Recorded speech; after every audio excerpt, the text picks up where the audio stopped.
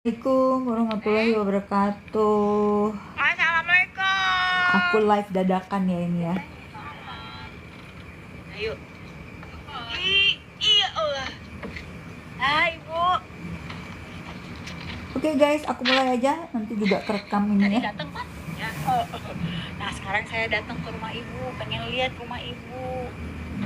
Guys. Jadi guys, aku tuh mau cerita tentang kemarin.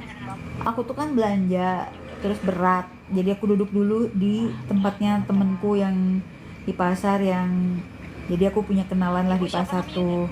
Nah, aku duduklah di tempat Eli. Nah, di dekat Eli itu ada penjual lagi. Aku nggak begitu kenal sama orang ini. Usia berapa Bu Tapi ibu ini ngajakin ngobrol mulu ya. Nah, yang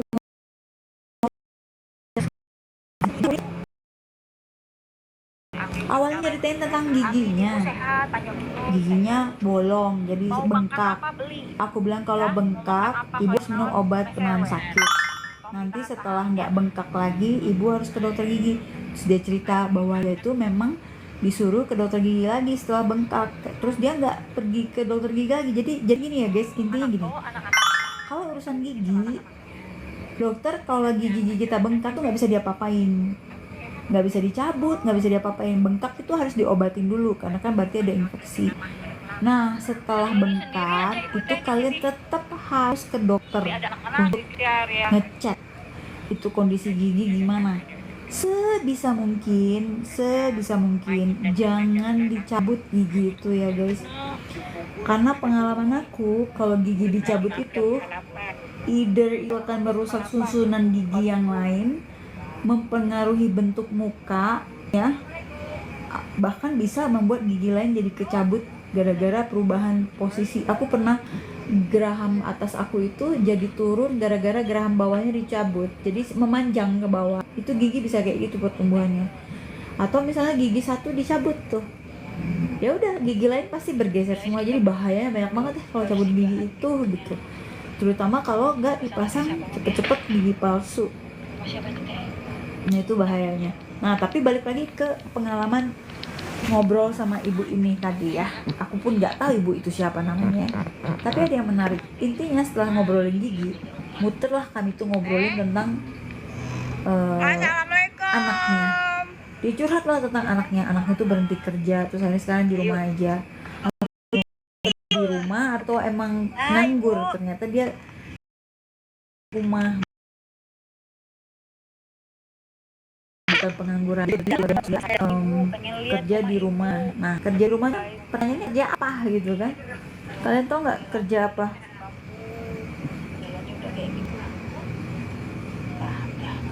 Mau oh ini bisa invite ya.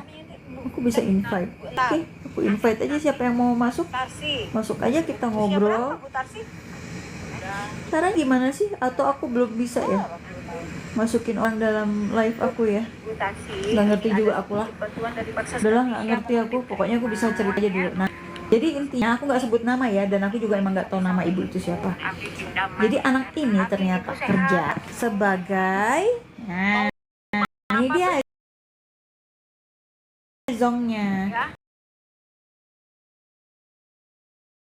Nah, bikinin skripsi saya dong. Nah terus dia yang bikinin gitu kan. Nah pertamanya aku kaget banget aku bilang, oh berarti ibu ini kan pengennya kayak kelihatan banget, selalu bilang anaknya pinter gitu ya. Oke, mungkin anaknya memang pinter, karena kan orang yang bisa bikinin skripsi itu pasti orang yang pinter ya, bukan orang yang bego. Kalau orang bego kan nggak bisa, karena kan skripsi itu rada-rada susah. Kalau yang beneran skripsi ya, yang beneran ujung-ujungnya dia puji-puji terus anaknya. Oke, aku sih nggak masalah ya orang muji-muji anaknya, bebas-bebas aja. Cuman aku kaget ketika dia bilang kerjaan anak ini adalah membuatkan skripsi orang lain yang nggak mampu bikin skripsi guys. Jadi ada joki skripsi ya di Bandung itu. Pas ternyata aku tanya biayanya untuk bikin satu skripsi itu, bayar ke anaknya itu lumayan loh, gede loh duitnya. Satu skripsi itu 2 juta, bisa 3 juta, bisa 3,5 juta. Jadi anak ini bisa dapatlah 8 juta ya sebulan gitu. Hebat, luar biasa. Tapi aku bilang gini, ibu itu kan anak ibu tuh nggak boleh kerja kayak gitu, itu kan nggak halal, itu haram. Ya enggak dong katanya, ngeyel. Itu di depan tuh ada yang buka toko biro skripsi. Iya Allah. Ya bu, saya bilang, Hai, Bu. kalau semua orang berpikiran kayak ibu berpikirnya sama nggak kayak gini? Tadi datang. Banyak banget yang koruptor, yang korupsi gitu kan. Jadi seakan-akan kalau banyak yang korupsi adalah sebuah kewajaran atau sebuah hal yang normal. Enggak, tetap aja. Walaupun banyak orang yang melakukannya, kalau itu salah ya tidak menjadi sebuah normalisasi atau sebuah kewajaran. Misalnya, si anu korupsi, si anu korupsi, si anu korupsi. Jadi korupsi itu semacam sebuah hal yang normal, jadi normalisasi gitu, boleh kayak gitu. Nah termasuk ibu ini aku bilang, enggak bu, dalam Islam itu job skripsi itu jatuhnya haram. Nah udah aku jelasin bahwa itu haram. Kenapa haram? Udah dijelasin, karena kan itu ada unsur menipu. Jadi yang bikinin skripsi orang lain tapi dicapakin ke nama orang lain kayak gitu, tahan beli orang itu kan gitu. Tapi kan orang tuh beli, iya bu, betul, dia beli jasa anak ibu.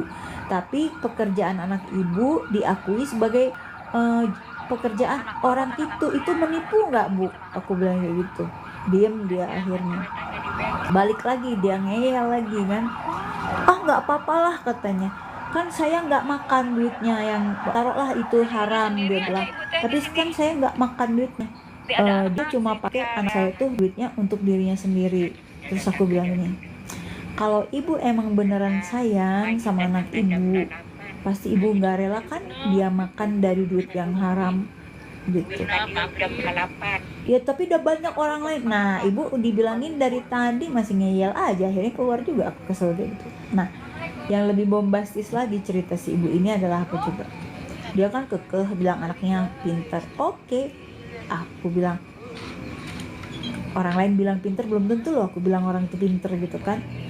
Dia katanya lulus cum laude 3,8. Wow, fantastis. Tapi ternyata sekolahnya di swasta. Aku tidak mengeneralisir ya kalau swasta bagus, cuman kita tuh udah tau lah kalau yang namanya orang pinter banget itu pasti insya Allah masuknya kalau nggak ITB Unpad gitu kan.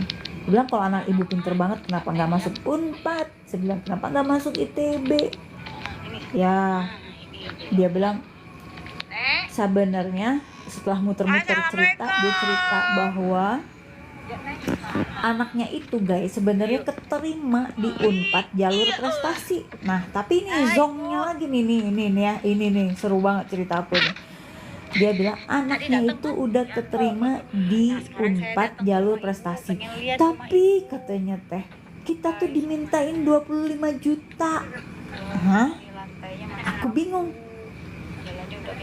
Nggak ada deh bu, Unpad tuh kayak gitu nggak ada, kecuali kalau ada oknum ya, nggak tahu ya. Saya bilang siapa bu, siapa, coba ibu tahu nggak siapa orangnya yang minta 25 juta itu? Kalau orang Unpad kasih tahu saya bilang ntar saya bisa cari tahu. Saya bilang akhirnya dia bilang muter-muter lagi ceritanya, ternyata yang minta 25 juta itu yang ngurusin. Nah kalau yang ngurusin kan berarti bukan pihak Unpad ya, bisa jadi kan guru di sekolahnya yang minta gitu. Akhirnya katanya gara-gara kami diminta 25 juta gak jadi anak kami kuliah di Unpad. Akhirnya di mana bu? Ini entahlah dia bohong atau ngewadul gitu istilahnya gitu ya. Bayar 25 juta nggak mau. Udah gitu nggak jelas juga siapa yang minta 25 juta itu kan. Tapi kan ini jadinya memang tidak boleh menutup mata ya bahwa ada aja kasus-kasus namanya oleh oknum-oknum ya, yang nakal-nakal di Unpad tuh ada, yang jual beli nilai itu ada guys, itu nggak bisa menutup mata, itu praktek kayak gitu ada, aku ngalamin sendiri ya waktu aku jadi dosen dulu. Tapi ya itu namanya oknum ya. Tapi setahu aku kayak aku masuk Unpad dulu nggak ada papa mama aku tuh kasih duit kemana-mana, enggak, aku lulus murni gitu kan, lulus murni pakai otak bener gitu loh. Nah ini kan indikasinya jadi buruk ya kalau misalnya ada anak jalur prestasi terus dimintain duit 25 juta. Nah akhirnya si ibu ini mutusin nggak jadi dong masukin anaknya ke Unpad, dipindahkanlah anak ini ke sekolah swasta. Nah akhirnya aku tanya, berapa bu bayaran swastanya itu di sekolah itu satu semesternya? Dia bilang 3 juta. Oke, kita kalkulasi ya guys, 30 juta dikaliin 10 semester, anggaplah ya, rata-rata orang tuh kan kuliah itu 10 semester ya, 9 sampai 10 tergantung kecepatan masing-masing ya, tapi rata-rata ya 10 lah, anggaplah 10, 30 juta. Ibu tahan bayar 30 juta tapi menolak bayar 25 juta. Anggaplah itu memang benar diminta sama Unpad, walaupun saya meragukan gitu, ada oknum mungkin ya, atau mungkin bukan dari pihak Unpadnya malah justru gitu kan. Nah jadi guys, aku bilang, ibu nggak ngitung bu?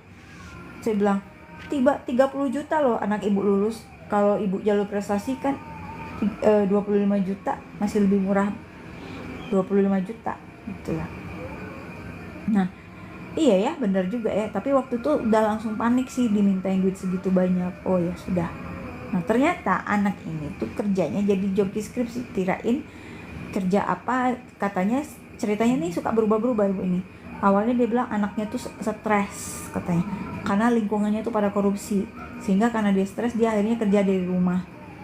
Berarti kan sebenarnya bukan kerja dari rumah, bukan dari perusahaan yang sama, tapi dia tuh berhenti sebenarnya. Kalau aku tangkap sih anak ini udah berhenti dari tempat kerjanya itu, akhirnya dia buka usaha terima joki skripsi itu. Jadi tidak kerja lagi sama perusahaan yang sebelumnya. Dan anak ini jurusan akuntansi. Akuntansi itu pekerjaannya tuh banyak guys sebenarnya. Kalau di mana-mana perusahaan tuh pasti butuh akuntan kan gitu. Jadi kemungkinan besar untuk dapat job itu untuk anak akuntansi itu lumayan tinggi ya dibandingin dengan jurusan sosial apa misalnya kayak gitulah ya. Aku bilang, bu kenapa nggak coba? Iya nih udah ngelamar kemana-mana ya. Coba dong katanya, kalau punya pekerjaan kasihlah ke anak saya. Oh saya bilang saya udah kapok saya, udah nggak mau lagi saya ngejodoh-jodohin pekerja dan majikan tuh udah capek. Kita nggak dapat untung apa-apa, kita yang boncosnya. Udahlah, kalau soal kerjaan kamu cari sendiri aja, aku bilang kayak gitu. Seriusan guys, aku punya pengalaman buruk banget. Udah berkali-kali, bukan sekali dua kali, aku matchingin orang yang cari kerja dengan yang butuh kerjaan. Nggak enak endingnya ya gitu. Kita niatnya mau nolongin orang tapi malah jadi kacau gitu, kita kayak jadinya jadi dijelek-jelekin gitu loh. Kalau ada yang nggak cocok, kita yang jadi dimarah-marahin, padahal kita mah cuma nolongin orang aja gitu kan. Udahlah, kalau urusan kerja mah sama lah, mending ngejodohin orang deh aku daripada nyariin orang kerjaan. Bukan nggak mau nolong guys, udah nolong berapa kali ya, tapi kecewa, baik dari pihak yang pencari kerjanya maupun dari yang pemberi kerjanya tuh sama-sama nyebelin ya, intinya menyebelin. Padahal aku nih dibayar enggak sama kalian gitu. Nah jadi ngomel kan gue hari ini. Nah gak apa-apa lah curhat. Nah akhirnya aku bilang lagi, bu, waktu dia ngomongin, tapi kan gak apa-apa penghasilan yang anggaplah haram, dia bilang, tapi kan yang makainya anak saya sendiri.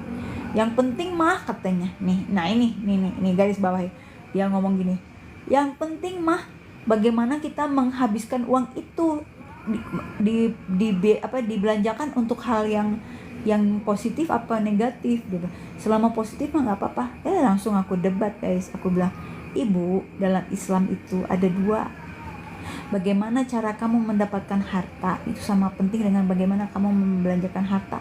Dua-duanya akan ditanya, dua-duanya akan dihisap, jadi tanggung jawab. Jadi misalnya gini, jangan berpikir gini ya deh, kalau saya dapat duit dari uang korupsi terus saya pakai untuk sedekah, tidak diterima guys, itu di mata Allah percuma ya. Nah atau misalnya ya seperti Bu tadi itu, dia bilang kan itu duitnya nggak bener tuh, tapi dipakai untuk kebaikan. Tidak ada hal yang baik kalau sumbernya dari yang kotor. Itu catat, di Islam itu seperti itu sakleknya. Jadi kamu mau bersedekah itu harus dari sumber yang baik gitu loh. Jadi apa yang kamu dapatkan itu harus dengan cara yang baik juga.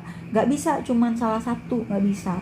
Misalnya kamu dapatnya halal tapi kamu pakai buat beli alkohol, beli narkoba, misalnya bayar prostitut gitu. Nah itu salah kan? Itu salah. Jadi dua-duanya. Nah ibu itu ngeyel kan, bilangnya yang penting mah membelanjakannya di hal yang baik. Tidak bisa. Dalam Islam itu bagaimana kamu mendapatkan harta kamu tuh halal apa enggak, terus bagaimana kamu menggunakan harta tersebut di jalan apa, di jalan yang halal juga atau haram, kayak gitu. Dua-duanya nggak bisa. Jadi ini adalah persepsi yang salah ya, banyak banget yang persepsinya salah. Jadi terus kalau misalnya kamu dapat duit korupsi, kamu pakai buat sedekah, terus kamu merasa jadi orang baik, ya enggak lah, nggak diterima sama lo gitu. Kamu misalnya habis korupsi terus pergi haji umroh, ya nggak diterima lah haji umroh mah.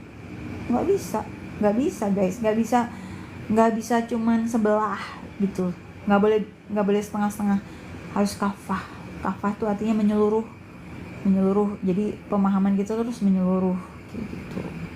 Nah, ini kan lucu ya pemahaman di orang-orang yang seperti itu. Nah, akhirnya aku bilang, kalau ibu anaknya memang pintar, benar, saya bilang, kalau memang pintar anak ibu, ya suruh kata si ibunya mau disuruh S2 ya, jadi dosen cocok sih, saya bilang kayak itu. Kalau jadi dosen kan emang kerjanya ngurus skripsi kayak gitu, kayak aku dulu kan jadi dosen pembimbing tugas akhir anak-anak mahasiswaku. Nah itu kan harus perlu, udah gitu aku sudah S2 juga kan, udah 2 kali bikin tulisan akademis ya. Nah tapi dia bilang, iya Neng, tapi suruh dia nabung dulu duitnya dari itu lagi. Saya bilang gini, saya tantang dia.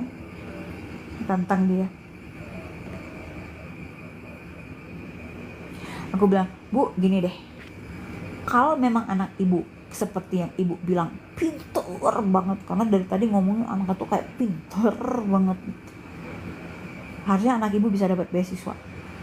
Ibu nggak usah keluarin duit, anak ibu nggak usah nabung. Kenapa? Karena duit dari beasiswa udah cukup, bahkan lebih gitu loh. Kalau anak ibu pinter banget, harusnya anak ibu dapat beasiswa. Kan kata ibu, anak ibu pinter banget.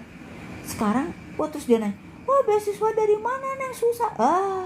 Ibu, saya bilang, di zaman now itu yang namanya beasiswa itu berhamburan, nggak kayak zaman aku dulu ya guys. Beasiswa sekarang berhamburan, mau di luar negeri banyak, di dalam negeri banyak. Ada LPDP, ada bidik misi, ada apalagi dari yayasan-yayasan misalnya kayak Sampurna lah, apalah gitulah.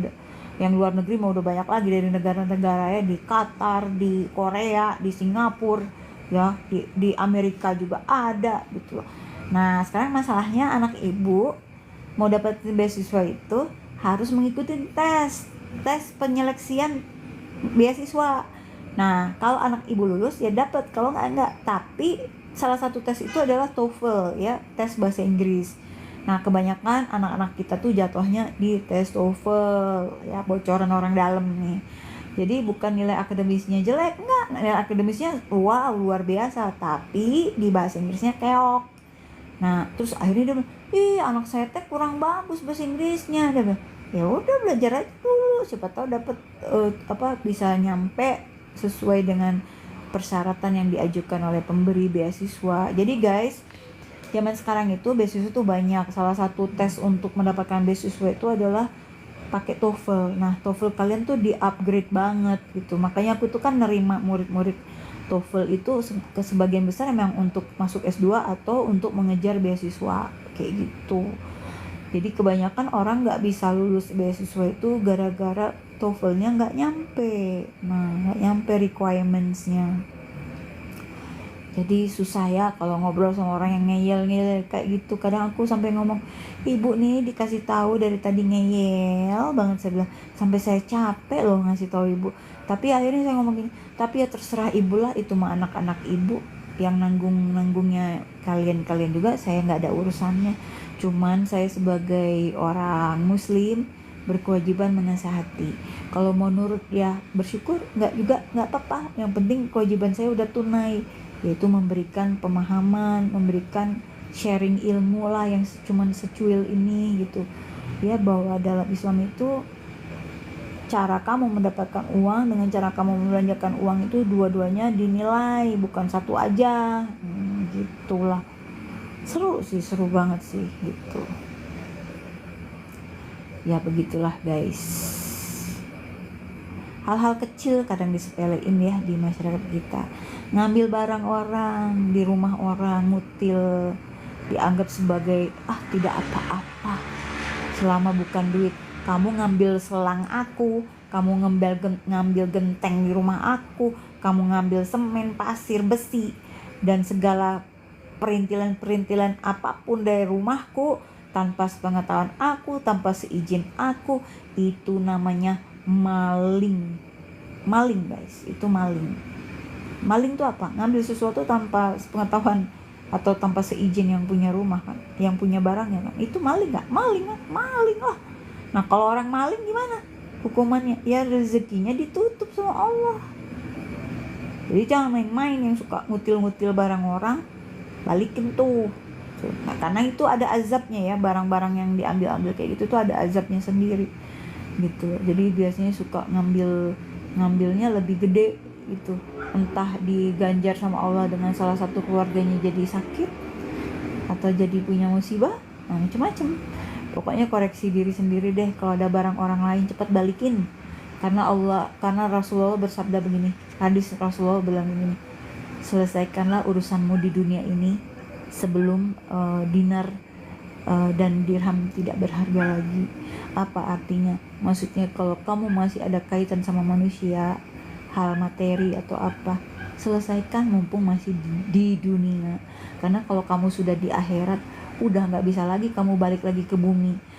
Nonon, ini loh uang 5 juta, ini loh uang 60 juta, ini loh uang 1 juta, 100 juta, 1 miliar yang aku tipu dari kamu.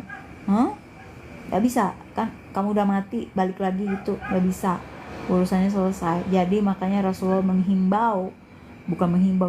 memerintahkan kepada kita, hei kamu yang masih punya kaitan masalah di dunia, cepat selesaikan sebelum dirham dan dinar tidak berharga lagi. Artinya apa coba?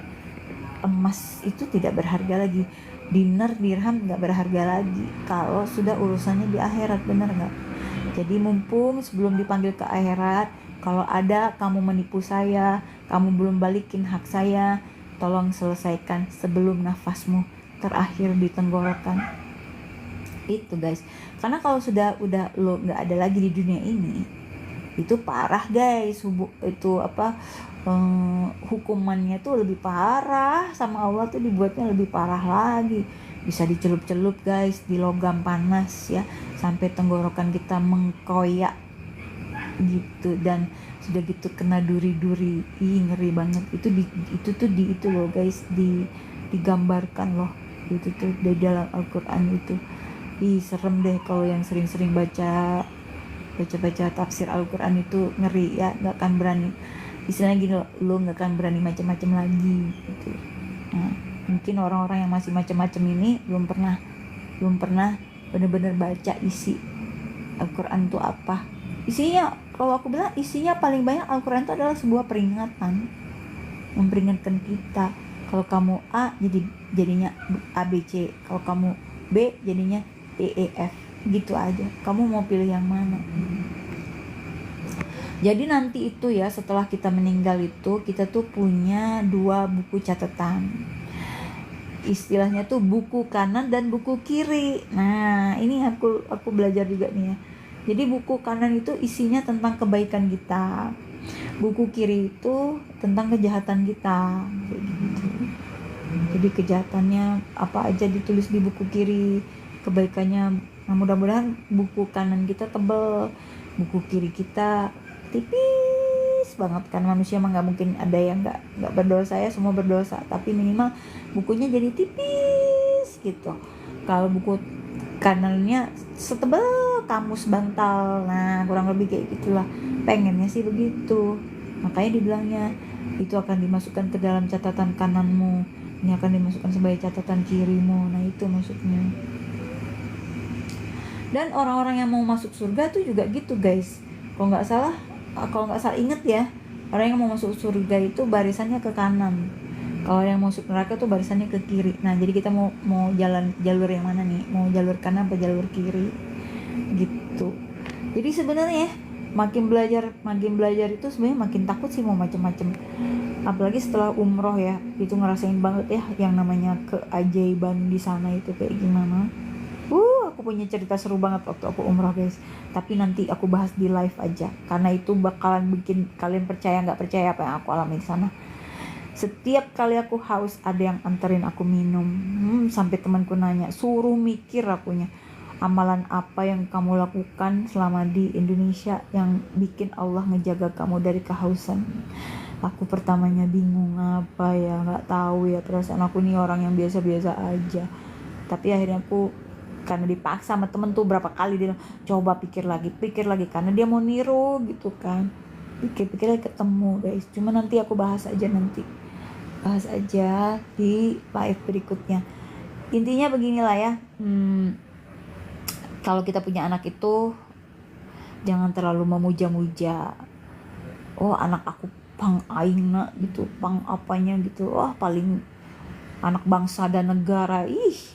Masih banyak bu anak lain yang lebih baik dari anak ibu. Jangan terlalu mengkultuskan anak sendiri sampai harus misalnya merendahkan anak orang lain.